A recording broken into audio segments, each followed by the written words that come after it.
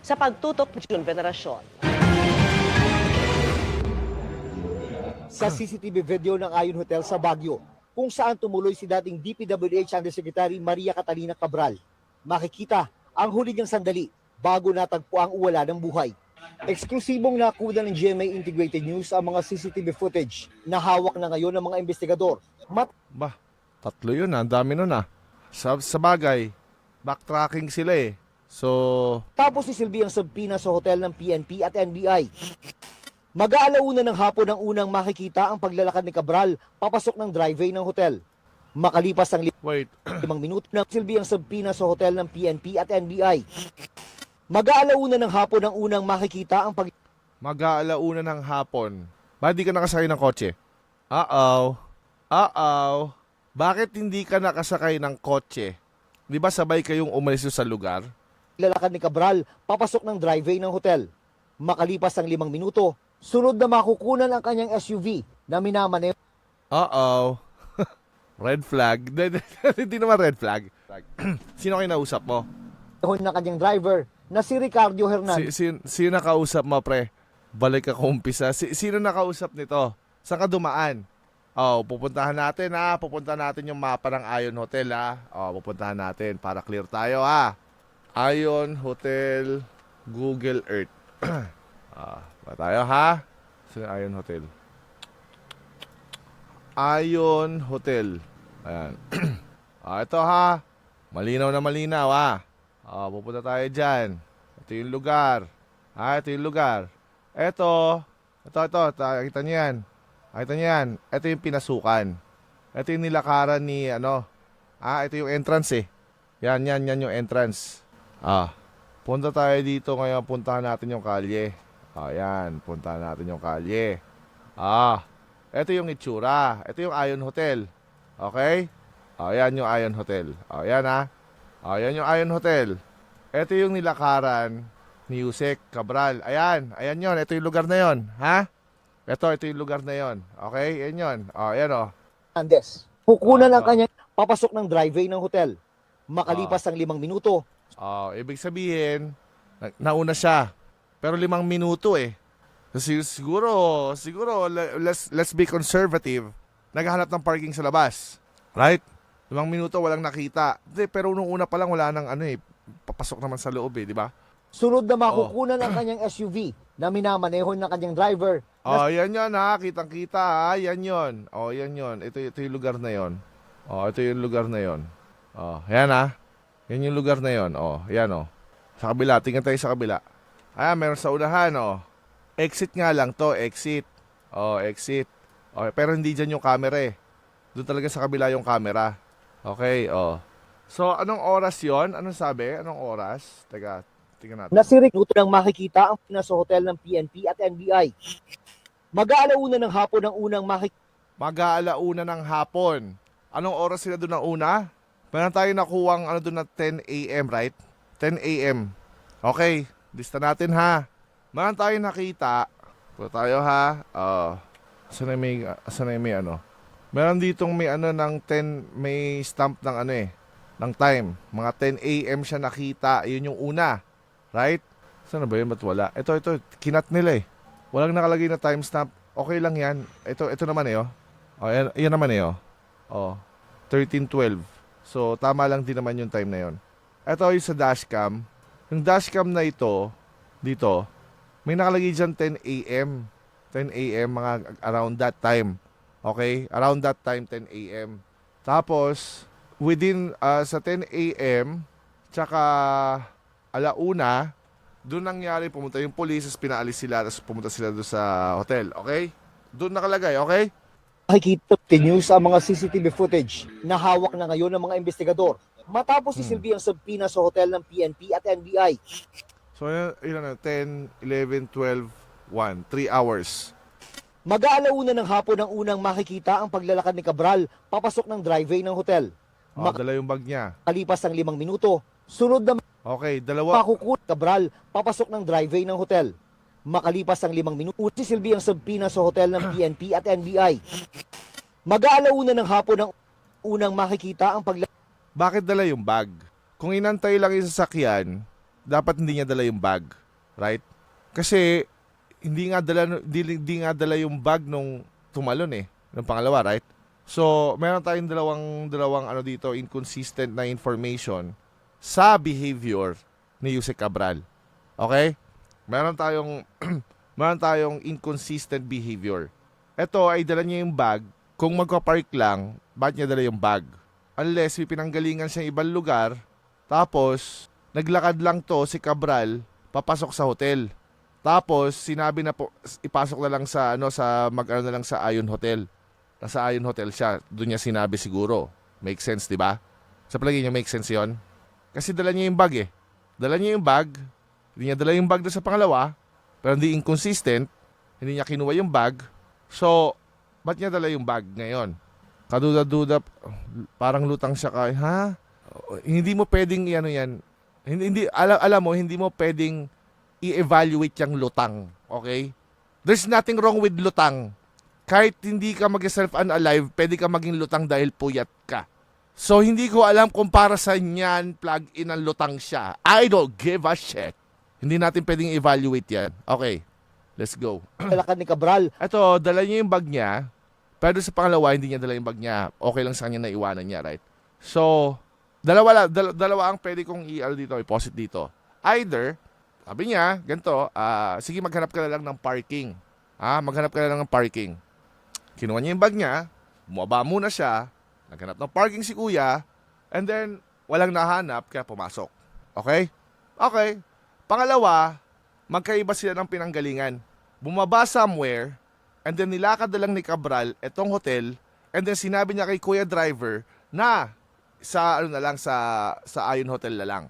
Yun yung dalawa na make sense. Okay? Sa akin, yun yung make sense. Kaya niya dala yung bag niya. It explains the bag na dala niya kasi nga magkaiba sila ng origin na pinanggalingan papunta ng hotel, or kinuha niya, sige maghanap kayo ng maghanap kayo ng parking dyan. Sige, bababa na ako. Pwede yun. Pwede rin yung pangalawa. Okay? Let's go. Papasok ng driveway ng hotel. Makalipas ang 5 minuto, sunod na makukunan ang kanyang SUV na minamaneho ng kanyang driver na si Ricardo Hernandez. Siyempre, kung under medication yan, iba nasa isip niyan, highs and lows. Or di kaya mo lang evaluate yung ininom na gamot, ikaw naman, hindi mo ba maintindihan na hindi mo pwedeng evaluate kung ano yung lutang? Being lutang doesn't mean anything. Naintindihan mo ba yun? Ang hirap niyo naman pasiyahin. Di kaya mo lang evaluate dyan, under medication siya, yun lang, okay na yun. Yun yung objective eh. Yung lutang, hindi yun objective. Ano ba naman to? Kita sa CCTV footage ang pag-check-in ito sa hotel. Sa Okay. 4th floor ng hotel. Okay, pag check-in, Yes. ayan, punta natin sa isa. Ito yung pag-akit na. Ano kulit nung kung lutang? Kaya nga, wala nga significance ang kulit nga. Ang hirap nyo pasiyahin. Monday 1 PM, walang gaanong traffic sa Ligarda, lalo may coding. Dati ako taxi driver ng Baguio, Kayo. In normal circumstances, wala naman traffic. Meron siyang kamit, may binigay siya. Wala na yan, wala na. Okay na sana doon sa meron ka sana siyang kamit eh. Pero ang dami mo nang dinagdag nang hindi mo ginastify. So kapag kaganyan, ano ko dyan, conspiracy theory shit. Okay? Okay? Okay na sana eh, as a possibility na meron siyang minute. Kasi nga, sa pool siya doon sa isang hypothesis na magkaiba sila ng origin. Pero yung may binigay siya sa kamit niya na important docs, etc. before mag-unalive, wala na yan. Wala na yan. Sorry. Balik ka kila Joey. Kapag kaganyan, hindi mo na justify, balik ka kila Joey.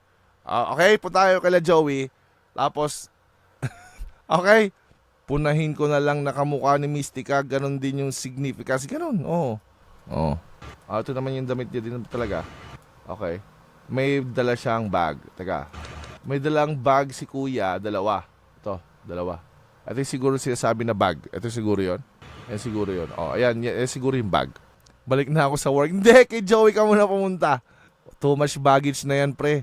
Hindi ko pansin kung naka-crocs siya. Naka-crocs siya, na pink. Ayun, naka-crocs na. Naka-crocs nga. Oo. Marami nag-send sa akin na kinukonek siya doon sa missing bride. Anak ng tokwa. Puchi, yung mga tao talaga, Punta tayo, ulit. Kita sa CCTV So between one and then the aliens did it. footage ang pag-check-in ito sa hotel. Sa 4th floor ng hotel, lalabas Ito na yan. 1312, ito na yan. sa elevator si Cabral at kanyang driver. Ihahatid siya nito sa kanyang suite bandang 1:10 ng hapon. Kita din ang pagpasok ng driver sa kanyang kwarto ng 1:20 ng hapon. 1:20 ng hapon. So iniwanan lang talaga. Wait. Cabral at kanyang driver. Ihahatid siya nito sa kanyang suite bandang 1:10 ng hapon. Kita din ang pagpasok ng driver sa kanyang kwarto ng 1:20 ng hapon. Okay, wala na yung bag. So nandun nga yung bag. Oo, okay. Sa susunod na video nakuha ng 2:47 ng hapon, kumatok Okay. Ba't di mo pinuntahan yung room? Kasi 421 yung room eh. si Cabral sa kwarto ng driver at pumasok ito. Pagkatapos ay magkasunod na silang lumabas. Makalipas ang ilang minuto, Iniwanan yung bag, okay? Tama naman yung story. Iniwanan yung bag, nandun yung bag, right? Hindi ba kahina-hinala yung isang lalaki na lumabas din sa isang elevator? Sino yung nagkatrabaho sa hotel? Oo, kahina-hinala yun, pre. Oo, kasi ikaw ba naman lumabas ka sa elevator, no? Tapos doon ka nagtatrabaho. Ang hirap irap yun sa isip mo eh. Ang hirap, pre. No? Palagay mo, okay, hinala. Hinala nga ako eh. Gusto ko nga questionin to. Oh, gusto kong questionin yan. Oh, yan oh. Yan oh. Ayan oh. Ito yung nagkatrabaho sa hotel mismo. Oh, gusto ko nga ipaimbestigahan yan. Oo. Kahina-hinala kasi yung nagkatrabaho doon sa hotel, lumabas sa ano. Di ba? Oo nga naman, bakit kasi siya nagkatrabaho doon? Di ba? Kahina-hinala. Bakit ka lalabas sa elevator kung nagkatrabaho ka? Di ba? Kahina-hinala kasi dyan nagwo-work, di ba? Oh, sino hindi maghinala dyan? Kahit ako gusto ko nga pahuli, papusasan na yan eh. Dapat tayo sa fire exit galing. Anong motibo mo para lumabas sa elevator?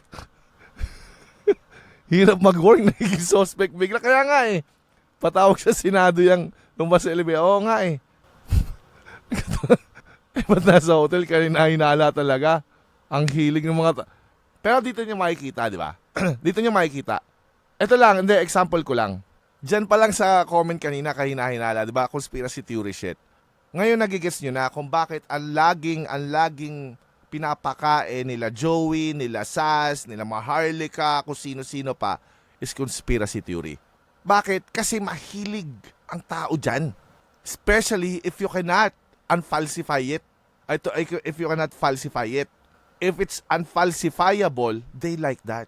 Makikita mo talaga dyan sa taong yan na yung mga tao talaga is mahilig sa conspiracy theory shit, right?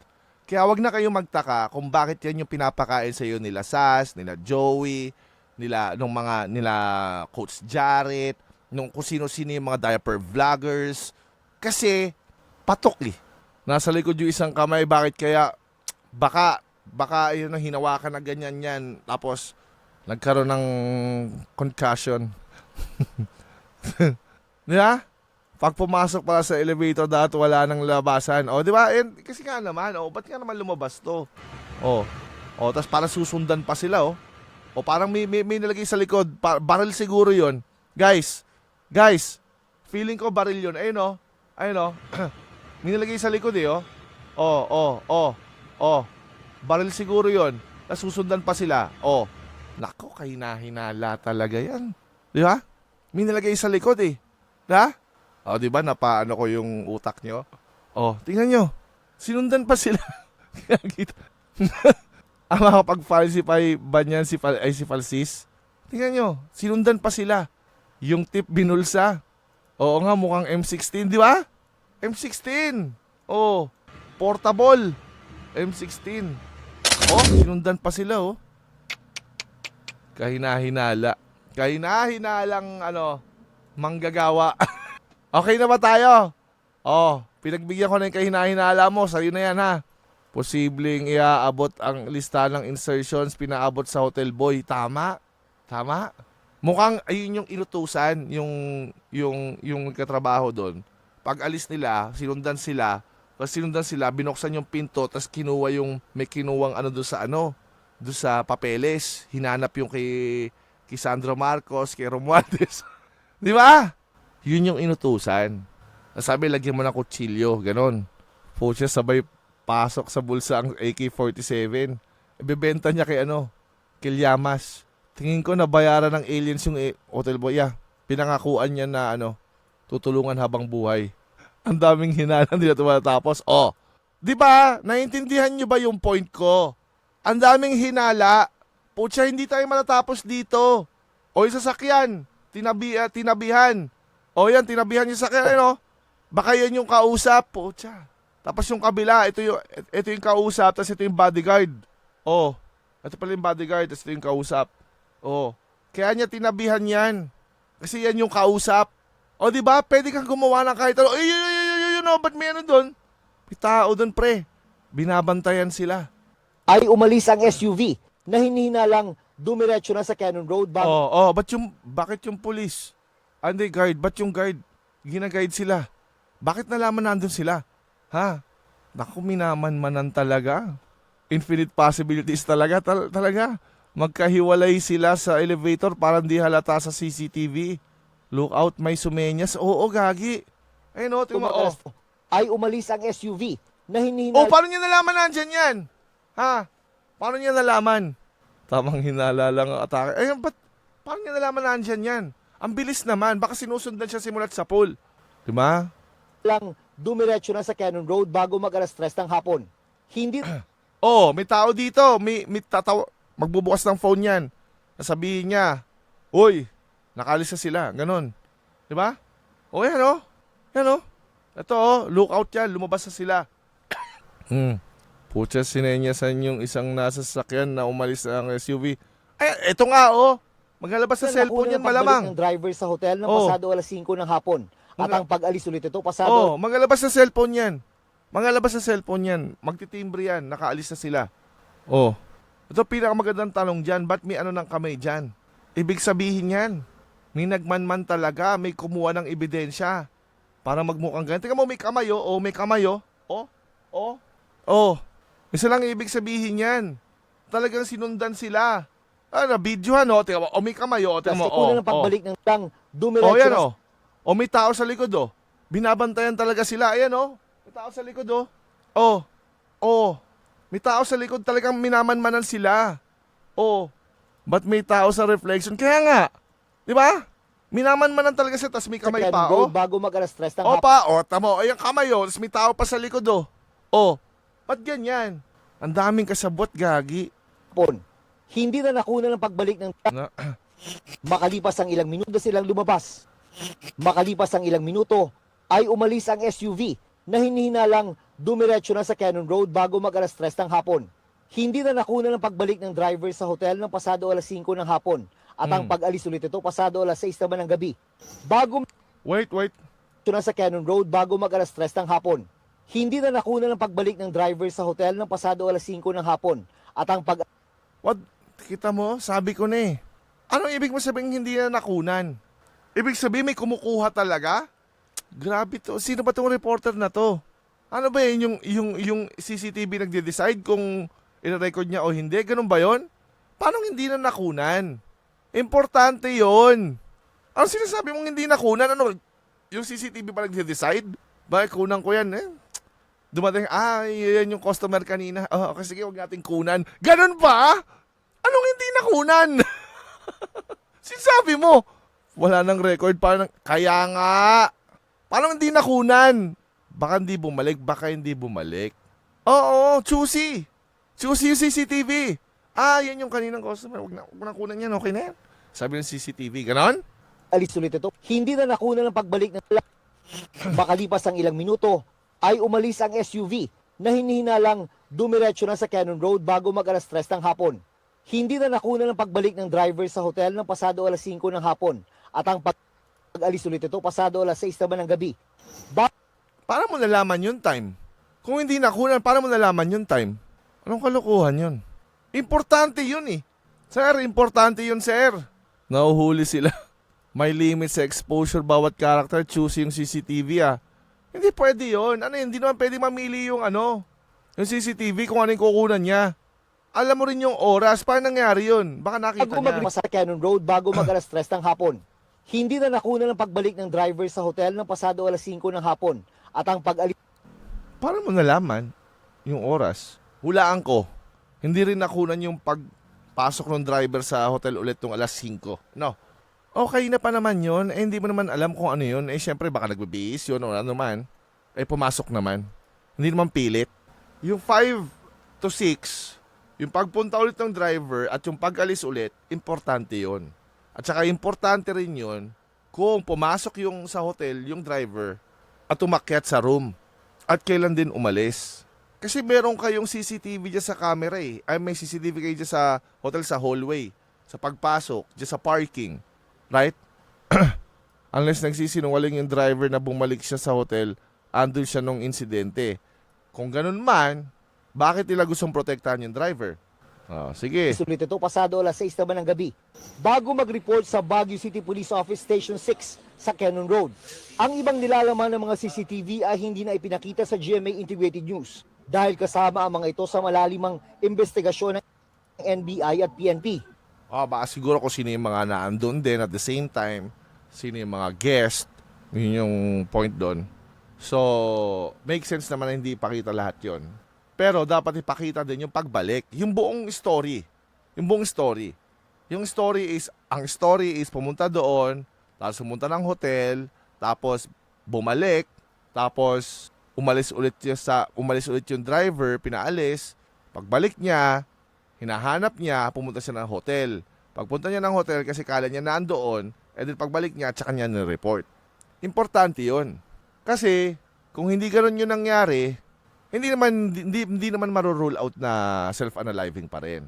Pero magkakaroon ngayon ng idea na alam ng driver na magpapatiwakal yung amo niya. Simulat sa pool. That was the plan. Hindi naman na debunk yung self-unaliving. Pero ang madidebunk doon is na hindi alam ng driver. Nawala yung footage ng 5 to 6. Tama. Natampered na yun, ha? Kamot si manong driver, walang pang suporta yung kwento niya. Correct. Nang imbestigahan at halughugin ang hotel room ni Cabral, nakuha ang isang kutsilyo at gamot sa kanyang bag. May gamot tsaka kutsilyo. Bakit? Yung mga antidepressants kasi, no? Kasi nagtitig din ako niyan dati sa Rockwell, yung pangalan. Iba talaga yung feeling niya. Medyo may sundot ng comfort, you're fine. And then at the same time, binablock niya yung thoughts na pumapasok sa isip mo. Kasi nung time na yan, 2010 ba? 2011 ba? Hindi, 2009. 2009 hanggang 2011 yata nag-take ako niyan. Dahil yung thoughts, may mga thoughts ako na hindi naman patiwakal thoughts, di ba? Hindi naman. May mga thoughts ako na parang, like for example, nangahack din ako dun dati, di ba? To the point na I don't sleep like 24 hours. Kasi hindi ko mapigilan yung thoughts na pupasok sa isip ko, yung ideas. Di ba? Yung ideas pupasok sa isip ko. Then I work it out hanggang sa hindi na ako natutulog. Minsan hindi ako nakakain. Basta yun lang yung ginagawa ko. Ngayon, pinag-take ako nun. So ngayon, yung mga thoughts kasi binablock niya. Yung critical thinking mo hindi gagana actually. Yung critical thinking mo hindi gagana. Bakit? Kasi alam mo yung nakakapagod. Kasi iisipin mo, di ba? You're trying to exercise critical thinking. And di na mapapagod ka, you just give up. I feel for you, Kayo. Ganun mga pasyente ko dito. Di ba? Na you try to use your critical thinking. Pero habang tinatry mo, lalo kang lumulubog dun sa kumunoy na just don't, kasi you just give up. Kapag if you use your critical thinking, you're not gonna use your critical thinking kasi you cannot. Even if you try, it blocks the thoughts coming in. And then if you actually try na mag-critical thinking, it blocks it hanggang sa ikaw na mismo yung mapapagod sa critical thinking, and then you just give up. And then ang matitira na lang sa iyo yung feel good. Yun lang matitira sa iyo yung feel good. And then maya-maya, makakatulog ka na. Pero, in fairness sa akin, pag gising ko, ang sarap ng gising ko, gagi. Ang sarap ng gising ko. Yun yung feeling yan. Kaya yung magkasabi ng lutang na hindi niya naisip, blah blah blah, talagang hindi niya maiisip yan kung nandun ka, under ka nung influence nung medication na yon. Hindi mo talaga maiisip yun. And ano sabi ko? Tandaan mo, Doc, di ba sabi ko, di ba dapat kasama toxicology dito? Kasi ano yung pampalakas ng loob? Ano yung nag-block nung fear, nung kahit ano na yon? Ito, this is the answer. Anong highs and lows? Hindi highs and lows. Hindi highs and lows. Lows yan. Downer yan, downer. Walang highs yan. Downer yan. Di ba yung sinabi ko, Doc? Toxicology kailangan nyo dyan. Kasi, mahirap gawin yan. There must be something, in effect, na under siya ng influence para magawa niya yan. And I was right. And this is the answer. The medication. Sa akin, kaya pa naman ng counseling. Pero pag may self-harm na psychiatrist na next, hinaharm mo na nga yung sarili mo sa wag-post mo pa lang ng mga videos mo eh. Hindi mo lang hinaharm sarili mo, hinaharm mo rin gawin.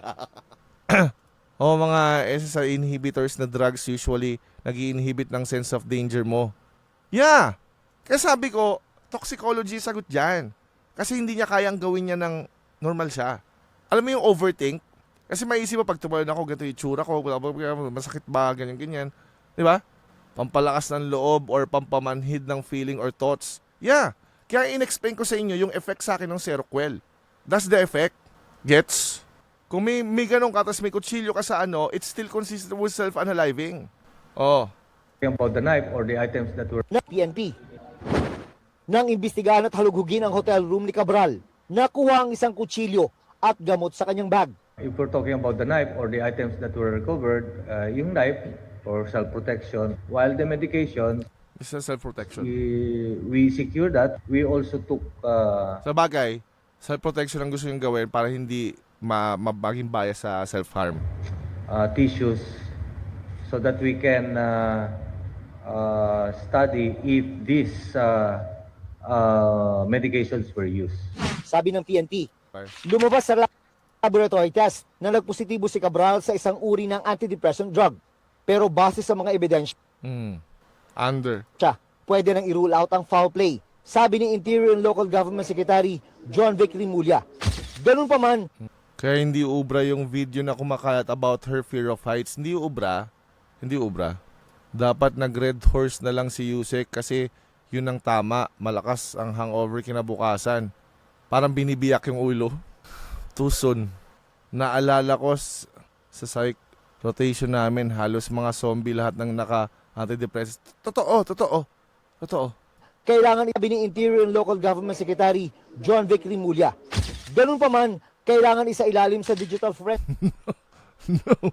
Naalala ko kagabi, naghanap ako ng inuman, sarado na pala yung dito. Naglakad ako, doon ako sa kabilang 7-Eleven din ako bumagsak pero sa kabilang side. Oh, boom. At least hindi matigas ng... ang cellphone ni Cabral. Kaya nag-apply na ng search warrant ang PNP sa korte para ito'y makuha. What we have to determine is whether, number one, there were threats to her life. Number two, if there Ito were... yung sinasabi kong indirect foul play. Importante yung cellphone. Okay? Kasi dito, sa side na to, consistent naman siya self-unaliving. Wala namang issue doon. Kagustuhan niya yan. Pero kagustuhan niya, influenced by what? Yun yung gusto kong malaman din. Kung ano yung gusto nila malaman doon sa cellphone, sa conversation, history, kung ano yung usapan. Malabo, pero ang argumento mo, oh yeah, wala. Pambihira ka no, Nancy, basag eh. Oh yeah, wala. Oo nga pala, wala kang sinabing argumento. Naalala ko na naman yung ininom yung party ni Mang Rene, super strong. Pangana, Redder, saray ko. May threat kaya sa buhay niya. Sayang naman, binunyag na lang sana niya. Not in good terms kaya sila ng asawa. I don't think na in good terms sila. Tama, sa kayong tao sa elevator, dapat malaman din yun. Oo, malaman din natin yun. any conversations she had prior to the event. Number three, if there were still transactions pending. And number four, who was she conversing with in the week before the event? Kasama Yan din gusto kong malaman. sa mga unang inimbestigahan ang driver ni Cabral. Pero sa ngayon, absuelto raw siya, sabi ni Rimulya. To our investigation Kasi wala naman kasi talagang wala kasing makita rin talagang kahit sa akin wala rin akong makita. so far, we see no conclusive links with Kasi ang pinaka, yung sa nawawalang foot, ang pinaka pwede mo lang sabihin doon is alam ng driver na mag-self-unalive yung boss niya. Right? Yun lang ang kaya mo, pero self-unalive pa rin. him and the fall of Yusek Cabral. Sa pagsusuri sa biometric features ni Cabral, nalaman na sa kanya talaga ang Oh, ito na yung reason, ito na yung proof kung bakit siya talaga, ha. Tigilan nyo na yung yung missing bride switch, ha. Parang tanga eh. katawan na natagpuan sa bangin sa Cannon Road. The fingerprints match the Fingerprints match. Alam ko na susunod sabihin nyo. Siyempre sila yung makikinabang dyan. Siyempre papalitan nila yan. Wala na ngang way sa inyo na pagkatiwalaan yung proseso. Yun yung problema. Yan yung sinabi ko last time. Kapag nag-start ka sa crime, ano mangyayari? Lahat ng evidence i-interpret mo according sa crime. So ngayon, para mag-fit do sa crime hypothesis mo, makikreate ka ng idea ng conspiracy theory. To the point, lahat na ng institutions ay hindi mo na pagkakatiwalaan. Bakit? Dahil na-trap ka na sa conspiracy theory. Sinabi ko yan dito mismo. Lapin natin. So, sabi ko, if you take the first option as your starting point, it is easier to see evidence that contradicts an accident. However, if you take the second option, it becomes very difficult to see evidence that contradicts a crime. You develop tunnel vision and likely fall into the trap of confirmation bias, where you interpret everything, including empirical evidence, as support for your crime hypothesis. This leads you down a rabbit hole of conspiracy theories and causes you to doubt the findings of all investigating institutions. Sinabi ko mismo yan. Kasi kapag nag-start ka doon at mahal na mahal mo yung hypothesis mo, you will interpret everything. Ang gagawin mo, instead na basahin mo kung ano yung pangyayari, ano yung nasa paligid mo, ang gagawin mo is mag-i-impose ka ng meaning doon sa mga evidence. For example, yan, yung ginawa nila sa fingerprint. Ang sasabihin nyo dyan, well, syempre, nila yan. Binago nila yan o yung kinuha lang nila yung doon sa database na tas kunyari nagkaroon ng ganyan pero in reality copy-paste lang nangyari dyan. Syempre nirig nila yan. And then, ano pa yung susunod? DNA, nirig din nila yan kasi kontrolado nila lahat hanggang sa conspiracy na lahat. Kaya yun yung point ng Occam's razor. her pictures match. All the biometric features show that it is her with great degree of certainty. Ayon kay Rimulya, base sa post-mortem examination, The post-mortem examination showed extensive facial injuries on the right side of her Yan face, extensive injuries on the rear of her skull, extensive injuries to her the right side of her rib cage and her hands. It shows a forward motion. Correct. Correct. Kasi susubukan niya pa rin pigilan yun eh. Wala pinagkaiba yan sa nanay mo na sinabihan kang satanist dahil nakikinig ka ng heavy metal. Gano'n na yun. May last call or message kaya siya husband or children? Ayun ang magandang tanong. Kaso sa phone records makukuha yun eh. Yung phone records can make or break this case. Yes! The phone records. Kasi pwede mangyari ng Kaya nga ang ginawa kong example do sa post ko is pwede siya mangyari at the same time. Ng accident and not an accident. Pero hindi at the same time, hindi siya contradiction. Bakit? Like for example, nag-cook up ako ng isang scenario. Gusto ko talaga mag-self-unalive. Right? But the problem is, hindi ko pala kaya. I realize, nung nangyari yun, napakapit ngayon ako doon sa, ano ba tawag doon? Ledge ba tawag doon? Edge? Ano ba yan? Sa ledge yata. Pagkapit ko doon, nagdalawang isip kasi ako. Ngayon, hindi ko kinaya. Nabitawan ko ngayon. Now, it's an accident. Pero initially, it's self-unaliving, right? Pero nagbago isip mo. Hindi siya at the same time, so hindi siya contradiction. Or, pwede naman ganito mangyari. Nakakapit pa rin siya, humingi siya ng tulong. Tapos, may nagtanggal nung mga daliri niya. Parang, do you love me? You love me not. Love me not. Isa-isa, di ba? Crime na yon. Phone records ng receivers. Kung nagbura man siya. Wala na, long shot na yan kung nagbura siya. Drop from the tip. sabi ni Rimulya, ang bangin sa Cannon Road kung saan nakita ang katawan ni Cabral ay malapit lang sa isang overpriced rock netting project na base sa investigasyon ay sasabit din ang dating DPWH official. It is usual. Oh. So yung point na yan, yung tungkol dun sa rock netting na yon, importante yun yung lugar na yon. At saka kung totoo man yung sa Ion Hotel, kung mahalongkat din ako, papatunayan ni ni Remulla, ni John Vic, makukuha natin yung motive. Gusto lang talaga nilang maging bida si John Vic, kaya nila need mangyari yan for kinliti para makabitaw, di ba? Insertion, tas kinliti. Oh, anyway, kasalanan ni Magalong yan. Oh, anyway, yun lang naman. So may CCTV, nating out of ordinary pa lang naman. Siguro may dalawa lang talagang doon. Make sense din naman yung kabila na bumaba muna siya kaysa sa di ba? And then, possible din na may pinanggalingan siya yung iba. Pero it doesn't affect the outcome, which is yung self-unaliving. Siguro nagkaroon ng effect doon sa reason kung bakit. Right? Kaya nga sabi ko, yung foul play kasi may dalawang uri yan.